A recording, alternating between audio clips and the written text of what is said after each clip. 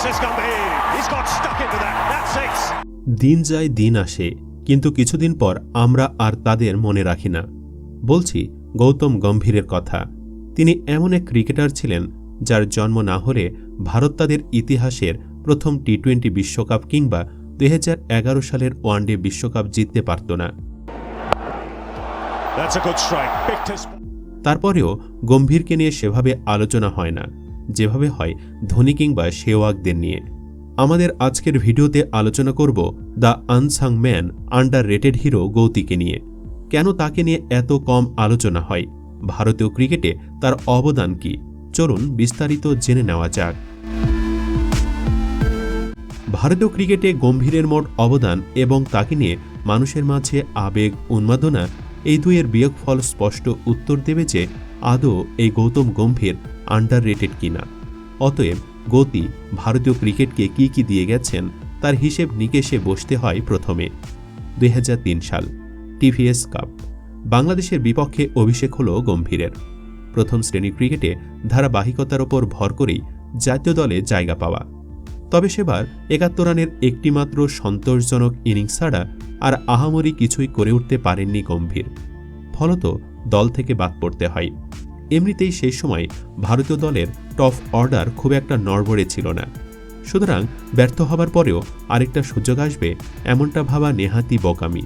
তার বছর খানেক বাদে টেস্ট দলে দরজা খুলল বটে, তবে জীবনের প্রথম টেস্টে 2 ইনিংস মিলে রান এলো মাত্র 4।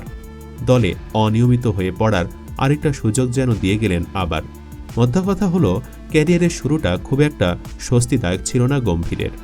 আদতে গৌতম গম্ভীর নামটা লাইম লাইটের আশেপাশে আসতে শুরু করল ওই 2007 সাল নাগাদ, বলা ভালো টি-20 বিশ্বকাপের সময়টা থেকে। আসলে সেই টুর্নামেন্টে প্রায় কোচবিহীন একটা দল একজন তরুণ অধিনায়কের নেতৃত্বে ট্রফি নিয়ে ফিরবে এমনটা আশা করেননি অনেকেই। আর সেই জয়ে অন্যতম বড় ভূমিকা রেখেছিলেন এই গম্ভীর। শেষ ম্যাচে 75 সহ টুর্নামেন্টে দ্বিতীয় সর্বোচ্চ রান সংগ্রাহক খেলোয়াড় ছিলেন সেবার। এরপরে আর দলে সুযোগ পাওয়া নিয়ে সংশয় প্রকাশ করতে হয়নি। পরের বছরই কমনওয়েলথ ব্যাংক সিরিজে করেছিলেন 400-র ওপর রান। সচিন, পন্টিং, সাঙ্গাদের ভিড়ের মাঝেও ছিলেন সিরিজের সর্বোচ্চ রান সংগ্রাহক। আবার 2009 ছিল গম্ভীরের ক্যারিয়ারের এক স্বপ্নীল বছর। সে বছর নেপিয়ার টেস্টের সেই ম্যারাথন ইনিংস তার ক্যারিয়ারের অন্যতম সেরা কীর্তি বলে মানেন অনেকে। নিশ্চিত পরাজয় বাঁচাতে কিউইদের বিরুদ্ধে সেই টেস্টে প্রায় 663 মিনিট ব্যাট করেছিলেন গম্ভীর। 400-র ওপর বল খেলে যখন ক্রিজ ছাড়লেন, ভারত তখন নিরাপদ জায়গায়। ম্যাচ বাঁচিয়েছিল ভারত। নেপিয়ার টেস্টে এই সেঞ্চুরির পরেও পরপর আরও 4টি টেস্টে 4টি শতরান করেন গম্ভীর। তাই একমাত্র ভারতীয় হিসেবে পরপর 5 ম্যাচে 5টি সেঞ্চুরির রেকর্ড এখনও গম্ভীরের নামের পাশেই। এটুকুই নয়, আইসিসি টেস্ট র্যাঙ্কিংয়ে শীর্ষস্থান দখলসহ ICC test player of the ইয়ারও নির্বাচিত হয়েছিলেন সে বছর। জোর কদমে তল্লাশি চালালে আরও বেশ কিছু এমন ইনিংস ও সিরিজে দৃষ্টান্ত পাওয়া যেতে পারে যেখানে গম্ভীর পরিত্রাতা হিসেবে এগিয়ে এসেছেন দলের কঠিন সময়ে। তবে 60-এরও কম টেস্ট আর 150-রও কম ওডিআই ম্যাচ খেলা একটা ক্যারিয়ারে এমন দৃষ্টান্ত যে ভুরি ভুরি মিলবে তাও নয়। তাই বোধ হয় আজকের দিনে দাঁড়িয়ে গৌতম গম্ভীরকে মনে রাখা হয় স্রেফ একটি 97 রানের ইনিংস দিয়ে। সময়ে সময়ে সেই ইনিংসের কাহিনী ঘুরে ফিরে আসে গম্ভীরকে নিয়ে আলোচনায় বসলে। অবশ্য ভবিষ্যৎ প্রজন্ম আবার এই ইনিংসটাকেও মনে রাখবে কিনা তা নিয়েও যথেষ্ট সন্দেহ রয়েছে।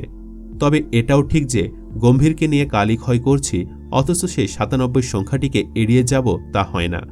2রা এপ্রিল 2011, ক্রিকেটের ছোঁয়ায় রাঙিয়ে যাওয়া একটা তারিখ, ঠিক যেন ক্রিকেট জ্বরে বিভোর হয়ে পড়ার মতো একটি দিন।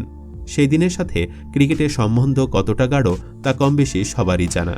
তা সেদিন শুধু এক বিশ্বকাপ ফাইনালই ছিল না, বরং বলা যেতে পারে উপমহাদেশের বুকে সে ছিল এক ক্রিকেট উৎসব। যে উৎসবে একে অপরের প্রতিমুখে দাঁড়িয়েছিল প্রাচ্যের একেবারে দক্ষিণ প্রান্তের দুটি দেশ। ভারত মহাসাগরের প্রকাণ্ড জলরাশি থেকে একটি সরু রেখা বেরিয়ে এসে যে দুটি দেশকে ভাগ করেছে তারাই হাজির হয়েছিল সেদিন আরব সাগরের তীরে, ওয়াংখেড়েতে। মাঠে নামার এক মুহূর্ত আগে অবধি সে কত হিসেব নিকেশ, কত পূর্ব অনুমান, কত পরিসংখ্যান নিয়ে ঘাটাঘাটি। অথচ আজকের দিনে দাঁড়িয়ে সেসবই মূল্যহীন। আসলে ক্রিকেট এমনই, অতীতের সব হিসেবকেই পরিস্থিতির জাতাকলে ফেলে উল্টে দিতে ওস্তাদ। তাই তো যে লোকটা প্রায় প্রতিদিন প্রথম ওভারে বিপক্ষের বোলারকে কাঁদিয়েছেন, সেই তিনি এমন এক ম্যাচের দ্বিতীয় বলেই প্যাভিলিয়নের পথে পাড়ি দিলেন একটা হাঁসের ডিমকে সাথী করে। যে লোকটা প্রায় প্রতিদিনই এই একটা আস্ত ভারতীয় দলকে টেনে নিয়ে গিয়েছেন এক ফালি উইলো হাতে, তিনিও এমন এক ম্যাচে ফুরিয়ে গেলেন। যাকে হেয়ালি না করে মূল জায়গায় আসা যাক। তো স্কোরবোর্ড বলছে ভারত তখন 31-2, গৌতী খেলছেন সাথে বিরাট। তখন স্কোরবোর্ড এগুচ্ছে শুধু থার্ডম্যান আর পয়েন্টের ওপর কোনোই ঠেকিয়ে, কিন্তু কিছুক্ষণ বাদেই সেখানে আবার গড়া হলো চীনের প্রাচীর। যেন স্কোরবোর্ডকে একেবারে থমকে দেওয়ার প্রচেষ্টায় তখন মরিয়া হয়ে উঠেছে লঙ্কা বাহিনী। তবে আজও মনে পড়ে সেদিন সাঙ্গা যতবার সিঙ্গেলগুলো আটকানোর চেষ্টা করেছিলেন, ঠিক ততবার স্টেপ আউট করে রান বের করে এনেছিলেন গম্ভীর। সর্বোপরি বিপক্ষের নকশাকে ম্যাচের ওপর জাকিয়ে বসতে দেননি, উপরন্তু সাইলেন্ট কিলারের মতো বিপক্ষকে দুর্গম পথের দিকে ঠেলে দিয়েছিলেন ধীরে ধীরে। আর সেই ড্রাইভ, সেটিও ছিল এই বিশ্বকাপ জয়ের অন্যতম কাণ্ডারি। সকলে দেখেছে সেদিন ওয়াংখেড়ের লাল গুঁড়ো মাটি ঘামের স্পর্শে এলে কেমন রূপ নেয়। আসলে ক্রিজে পড়ে থাকার অদম্য জেদের বসে বোধহয় পিচের ওপরে ঝাঁপিয়ে পড়েছিলেন। স্ট্যাম্প লাইনের ওপরে শরীরখানা ছুড়ে দিয়ে যেভাবে নিজে রান আউট থেকে বেঁচেছিলেন সেদিন, তেমনি দলকেও বাঁচিয়েছিলেন ট্রফির লড়াইয়ে আউট হওয়া থেকে। বিশ্বকাপের সবচেয়ে গুরুত্বপূর্ণ ম্যাচে একজন গম্ভীর 97 রানের ইনিংস খেলে দিয়ে যাবেন, এমনটাই বা কজন ভেবেছিল? সচিন সেওয়াগদের ফিরে যাবার পরে কজনই বা ভরসা রেখেছিল ওই 5 নম্বর জার্সিওয়ালা কাঠটার ওপর? যাগ্গে সবকিছু সরিয়ে রেখে শুধুমাত্র ক্রিকেটীয় দৃষ্টিভঙ্গি থেকে এক লাইনে এই 97 রানের ইনিংসটিকে বর্ণনা করলে এটা দাঁড়ায় যে সচিন সেওয়াগদের উইকেট হারানোর পরে গম্ভীরের এই পরিত্রাণসুলভ ইনিংসটি ভারতকে একটি শক্তপোক্ত জায়গায় এনে বসিয়েছিল। কারো কারো মতে আবার বিশ্বজয়ের পেছনে সবচেয়ে বেশি ভূমিকা ছিল এই ইনিংসেরই। এগুলি অবশ্য খানিকটা ভিন্ন বিষয়। হয়তো আগামীতে আরও কয়েক দশক জুড়েও এই সকল বিষয়ে বিতর্ক চলবে। তবে আন্তর্জাতিক পর্যায়ে গম্ভীরের ব্যাট থেকে এরপরে আর তেমন কোনো ভালো ইনিংস এসেছিল কিনা সেটা ভেবে দেখবার মতন।